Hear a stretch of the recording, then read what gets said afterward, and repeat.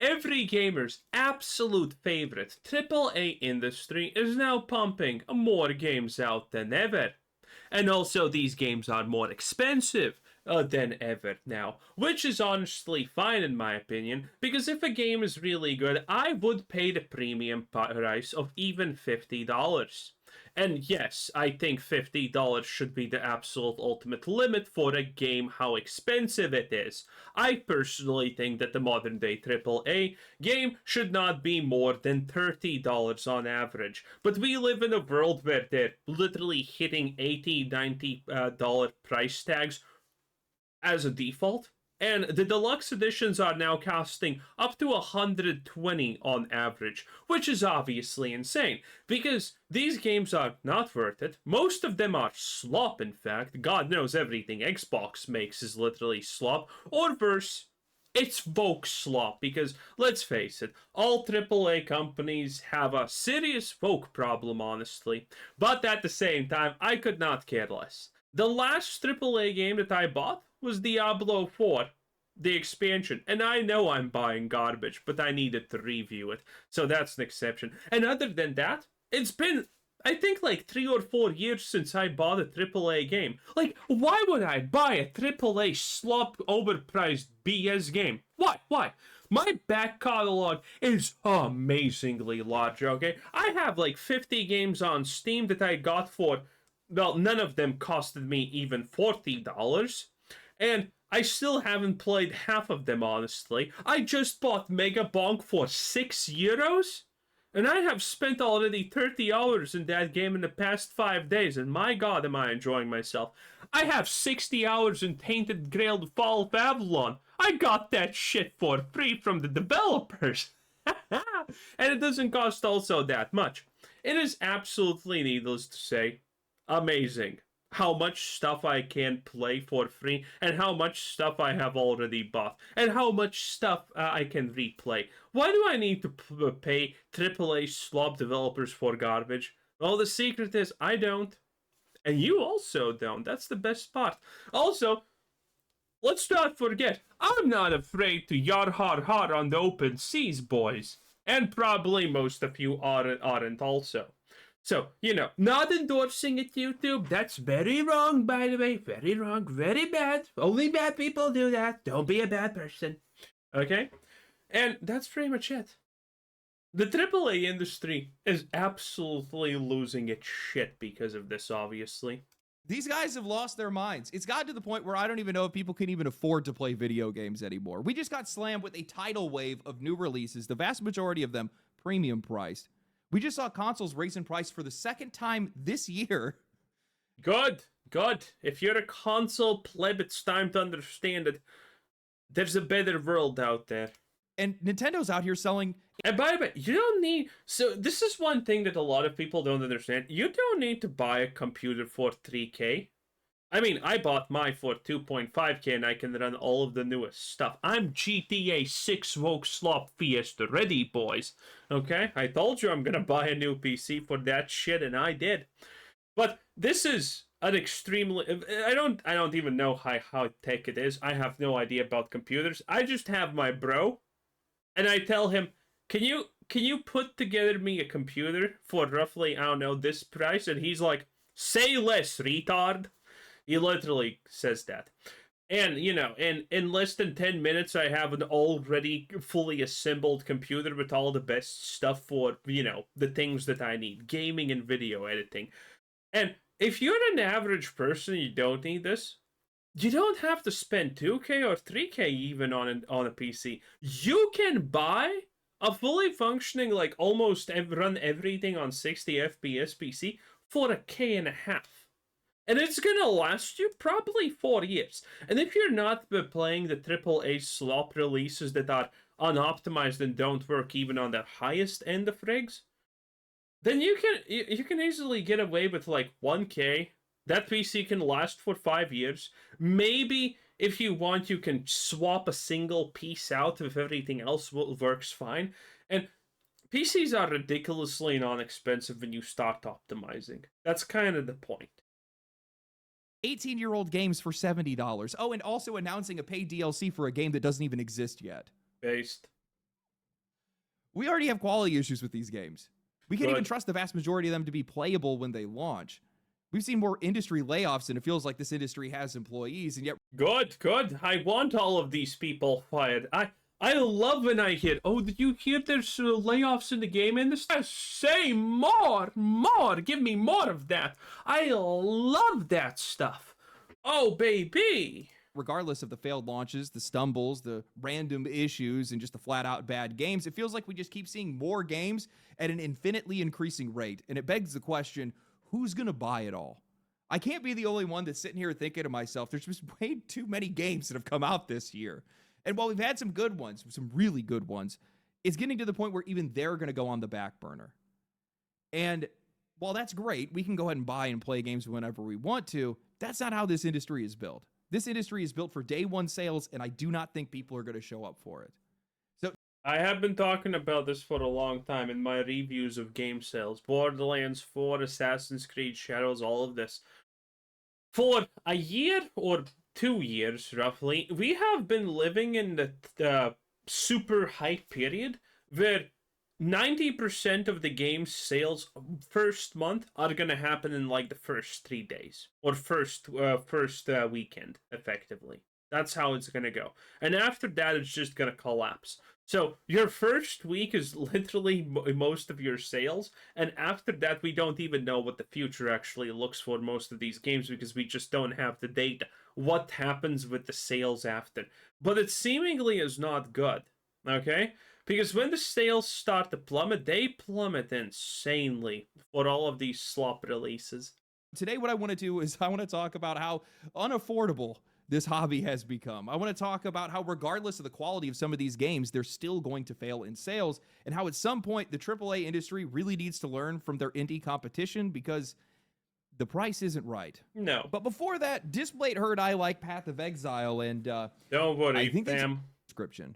I feel like this has simultaneously been one of the best years for games, but one of the worst years for actually gaming. We've been hit with Through a big and real. And by the way, boys, like the video and hype it up if you're on a mobile device. It takes less than a second. It greatly helps me out, and I appreciate all of you who do. It truly means a lot to me. And it's a minor thing from your part, so, I like kindness, I do kindness. Today, I held the door, not hold a door at the supermarket for an old lady, kind things and stuff like that. And if you think the stuff that we talk about is important, then definitely like and hype up the video right now, because I can guarantee you, if you like the video now, at least 2 new people are going to see it, because that's how YouTube works. So thank you for all of you. If you especially think that the stuff we talk about here is important and more people need to see it. a tsunami of awesome releases, some of the most anticipated titles in years, but also some of the worst performance issues,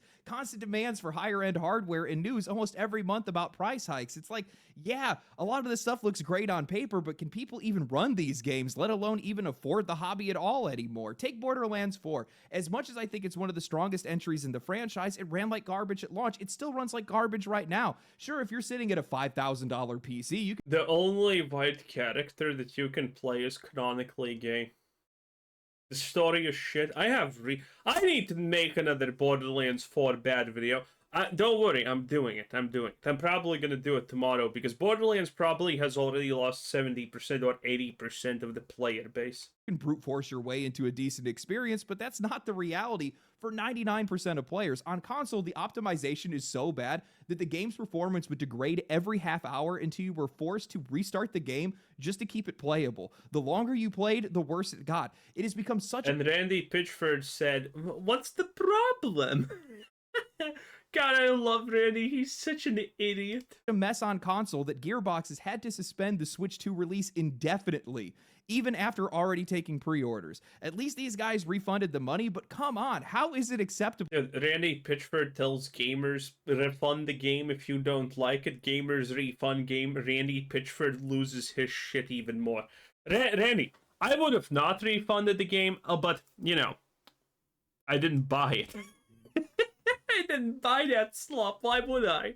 I mean, the writing was right there on the wall. The AI's brain damage. The shooting's the shooting's the best in a Borderlands game so far, but it's still atrocious garbage. You have sniper rifles that you can't even see where you're shooting because game design.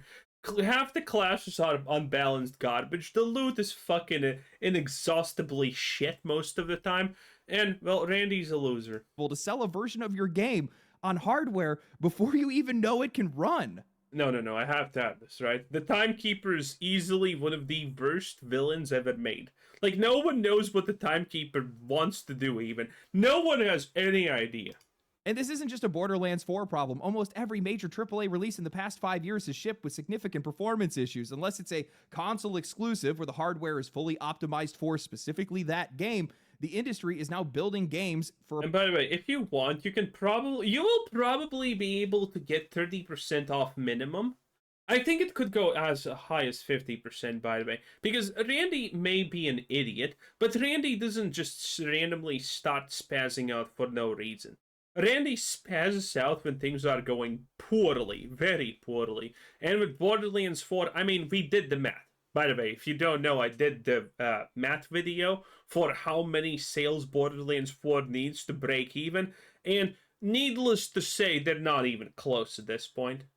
They're missing at best estimates, like half the sales to break even. Worst estimates, roughly almost 3 times sales missing. Performance ceiling that doesn't actually exist in the market right now. That's not just for consoles, but for most PC setups, and it's just leaving us in the dust. So if the current hardware is already struggling, if these consoles are already being dated and they're out of relevance, then riddle me this. Why is Xbox raising the price of their console for the second time in 5 months? Because Back in May of 2025, Xbox made one of the biggest price hikes in industry history. Consoles went up by 20 to 27%. Accessories went up by 8 to 15%. The bottom of the line Series S jumped from $300 to $380, where the top of the line Series X went from $600 to $730. Now, just 5 months later, they've done it again. The Series S is now $400, and the Series X is now $800. And those numbers might not sound insane at first glance, but for consoles, machines that are supposed to be the casual, affordable entry point into gaming, that is pushing way outside of the comfort zone of most players today. And if this is what counts as the accessible option, I honestly do not see how this hobby is going to stay accessible for very long. In an article from The Gamer written by Jack Coleman titled Ex-Blizzard Boss says tariffs are just an excuse for Xbox to raise prices, the writer Jack Coleman writes, "Boys, you know I see the future. And some of you know that I have actually yapped about this exact thing multiple times. It's not actually tariffs driving up prices, it's bullshit. Okay? I have talked about this multiple times, and I'm gonna give you the 30-second too long didn't read, okay, Variant? Tariffs exist, but they're not applied to any of the shit that these companies need to make the Xboxes.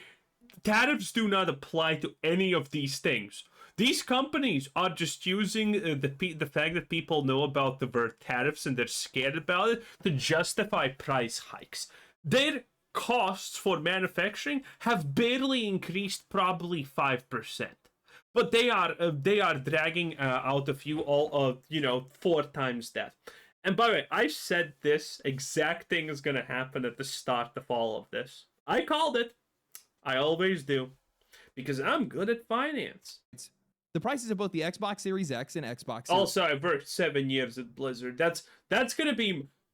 Well, if you don't actually know, there's going to be a video after probably this one about Pirate Software. Check it, because, my god, if you did not know, Pirate Software has switched to... He no longer has worked in Blizzard. Now he has been a freelancer all his life. You can't make this shit up. It's great. Series S are set to rise in the United States, with Microsoft blaming the changing macroeconomic environment for the price hikes. In other words, Xbox is blaming the ongoing tariffs for the price increases. Ex-Blizzard president Mike Ybarra is critical of these price increases. By the way, macroeconomics, microeconomics. I'm easily the top 1% who understands this shit, but I don't actually know what's the difference between microeconomics and macroeconomics. They're both bullshit. It doesn't matter what they're called. The impact is all that matters. Is saying that Microsoft is using tariffs as an excuse to try to squeeze more profit from Xbox. Ybarra had described the first price increases as justified given the sudden implementation of tariffs, but he believes this new price increase is more cynical. Console price increases are not tariff issues, they are profit issues, his post reads, and the reason why profits are not where they should be is a far, far deeper issue versus the tariff excuse. He later added tariffs went up once, so that does justify a single price increase. An excuse to continue raising prices with no new increase in tariffs is simply a different problem, and they are going to make consumers continue to pay for those problems.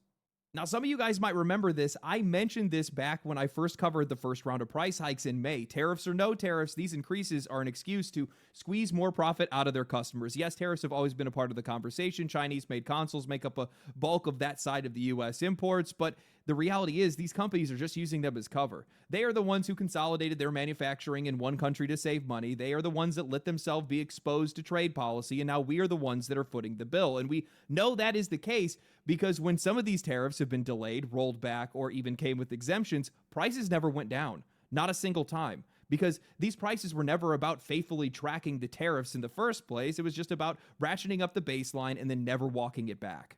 And it's not just me saying it. When even someone like Mike Ybarra is calling these price hikes money grabs, you know the excuse is starting to wear thin. Moves like this are just making gaming a hostile hobby to get into. These price hikes, tariffs or not, are not keeping pace with wages, and people just simply can't afford it. Worse off, the quality of these games is not rising with these prices either, so why would anybody want to buy into this? And it's not just Xbox doing it to their customers. Everybody's doing it to their customers. Look at Nintendo. They already tested the waters with Mario Kart World at $80. Now they're turning around and they're asking $70 for a Switch 2 bundle of Super Mario Galaxy 1 and 2. Two games that are over a decade old. God bless. Mario is an exception, though. You know there's people who literally have rooms filled with Mario plushies and collectibles and things, okay? Mario and Pokemon are, like, one of the rare things that can get away with that, honestly. Everything else can go kick sand, but those franchises can get away with it. With no new content, just upscaled visuals, and yet they're asking for a brand new release price. And if you guys thought it stopped there, well, you'd be wrong, because Nintendo is launching Pokemon Z and A at $70. But during their latest Nintendo Direct, they made an announcement. God bless Nintendo not doing anything to the Pokemon franchise for decades at this point and not making it any better at all. Announcement for a day one DLC. And suing Palworld because they're afraid that someone actually made a Pokemon game that's good. By the way, we haven't even talked about the patent that the US gave Nintendo that's literally pretty much just retardedly has given them full rights over the concept of capturing and using summoned creatures in games, which is insane. You can pre-purchase right now for another $30. That means if you want the full game on day one, you're looking at $100. And it doesn't even end there. It doesn't even end with the sticker price. Most of the content is still going to be locked behind another wall, Nintendo's online subscription. If you do not pay for that, well, you're not going to be able to access all the rewards or evolutions that are going to be tied to the DLC. Yes, Nintendo is literally paywalling Pokemon evolutions now. In an article from IGN titled Pokemon Legends ZA's $30 Mega Dimension DLC pushes the price of owning every Mega Evolution to $100 on the Switch 2, Tom Phillips writes, Nintendo's decision. Hey, if you own the Switch 2, you know my opinion, boys, okay? I don't care. To announce costly DLC for Pokemon Legends ZA and lock 3 Mega Evolutions behind an active Nintendo Switch Online subscription has prompted fan complaints over the amount of money required to unlock every creature. Last Friday's Nintendo Direct included the announcement of Mega Dimensions, a $30 DLC that includes additional story content and allows fans to encounter 2 new Mega Evolutions, Mega Raichu X and Mega Raichu Y. 3 other Mega Evolutions were also confirmed for the Kalos starter Pokemons, Delphox, Chestnut, and Greninja, with the small... Wait, did they make Apollo black? Let me Google how Apollo is supposed to look. Apollo... Ancient Greek portrait? There's no way Apollo is black. Yep, as you would expect. But don't worry, guys. Hades is the good kind of folk, someone told me. confirmed for the Kalo starter Pokemons Delphox, Chestnut, and Greninja, with the small print revealing that these would only be available post-launch as rewards for competing in online ranked battles, which requires a Nintendo Switch Online subscription. With Pokemon Legends ZA already at $70 on the Switch 2 or $60 on the original Switch, fans were quick to note that the $30 Mega Dimension DLC, announced weeks before the game's launch and available to pre-order already, pushes the price of owning every Mega Evolution to $100. On top of that, the need to have an active Nintendo Switch Online subscription only adds to the costs involved, and with each of the 3 granted over subsequent in-game seasons, players will need to keep their Switch Online active for multiple months and win ranked battles to unlock the lot.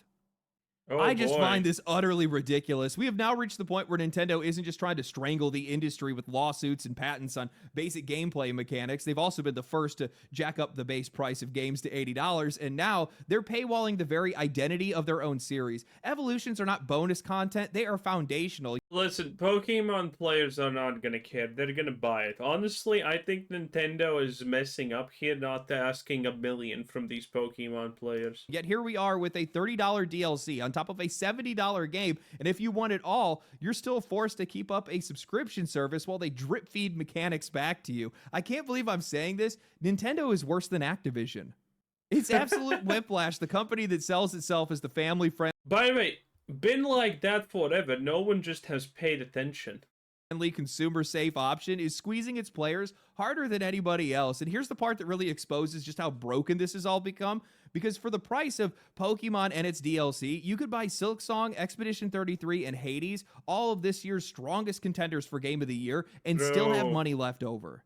I mean, I guess this is where we're at right now, paying more, getting less, and if this is what's passing for normal now, then maybe the question isn't how much people are going to pay, it's how fast they're going to walk away. The amount of Pokemon that I played as a kid is indicated by my glasses prescription, which is that I am legally blind. That Game Boy never left my hands, and never in all of my years, I never thought we would see the day where Nintendo would paywall Pokemon Evolutions. Nintendo fans, Pokemon fans, the people that are defending this, listen to me for just a second. You are one step. I did not play Pokemon as a kid, by the way. I played the fucking Russian version of the bootleg Pokemon called Zanzarak the Hidden Portal, and that game is still fucking best, boys. I got it on a flash drive, ready to boot up and install any goddamn moment now, okay? You can barely find a torrent for that bad boy, okay? It was... Listen, you were a main character, you were a girl, and your mission was to save the Pixie Realm or some shit. Shit was wild, okay? You had to catch pixies and pokeballs. Oh my god, that game was so good, so good. Okay, you did battle other pixies and fairies in a battle arena and shot them and spell. Oh my god, it was so good. Removed from seeing your Pokemon evolve and getting a pop-up that says $15 to proceed or cancel evolution. Who's that Pokemon? It's money. It's money. Is who it is. This is just crazy. The Xbox price increases too. If you want sustainable gameplay on a console in 2025, you are paying $750 to $800. That is just insane to me. And what does that mean for the next series of consoles? We're looking at $1,000 a pop. We're looking at $1,200 a pop. That's PC territory. At that point, you have completely excluded the casual audience from being able to play any video games anymore. And good. The casual normie doesn't deserve it. That's my biggest worry when it comes to some of this stuff. Maybe that's what these guys want. Maybe they just want to squeeze the willing as much as they possibly can and then push the unwilling into subscription services, into free-to-play, into mobile, into places where I can't get $800 out of you today, but I can definitely get $800 out of you over the course of a couple of months. Things are just going too fast. This is way too aggressive, and I just do not see this being sustainable for these guys. I do not see it working out that well for them. And that brings me to a whole other issue. The sheer volume of games that we've seen released this year. And it doesn't matter if they're good or bad. When you stack these record-breaking prices on top of a bloated release schedule, it stops being exciting and it starts feeling impossible. And if it feels impossible for somebody like me who doesn't actually have to pay for most of these games, I still end up paying for most of them anyway, just to clear the bias and whatnot. But there are only so many players. There's only so many paychecks. And this industry has convinced themselves that those limits don't exist. When I sat down to write for this video, I realized something insane. In just the last couple of weeks, we've had Silksong, Borderlands 4, Dying Light the Beast, Silent Hill F, Hades 2, and now Ghost of Yotei that's all dropping within days of each other. I mean, no one's gonna play Ghost of Yotei. That's kind of the trick here. That is a stacked lineup, and for the most part, most of these games are reviewed pretty strong. The fan reception has been pretty. Also, I do think that these games don't actually overlap that much. I don't like Silent Hill. It's just not my type of game. I'm not saying it's bad. It's just not the thing that I enjoy. So I'm not playing it, obviously. And there's a bunch of other games that I will not be playing because they're just not the type of games I enjoy in general. Even though they're good in general, it's just, I'm not interested. I'd rather play Megabonk. High, but looking ahead, seeing Battlefield 6 set for October, as well as a couple of other big releases before the end of the year, I just can't see how all of these games are going to sell. Not because they're bad, but just because most people are still playing one of those games that just dropped, or they just don't even have the time or the money to even start any of these games.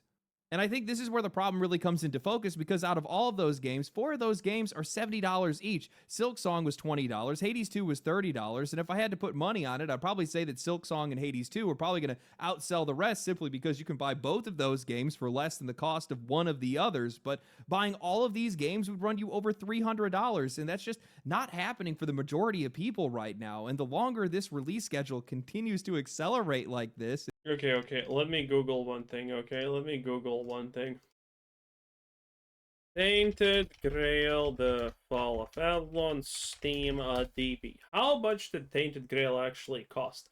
By the way, on release, it had 26k people almost playing, and it has 1k now. Game's absolutely fantastic. I have 60 hours in it, and I'm gonna spend probably 120 more. Okay, it is what it is.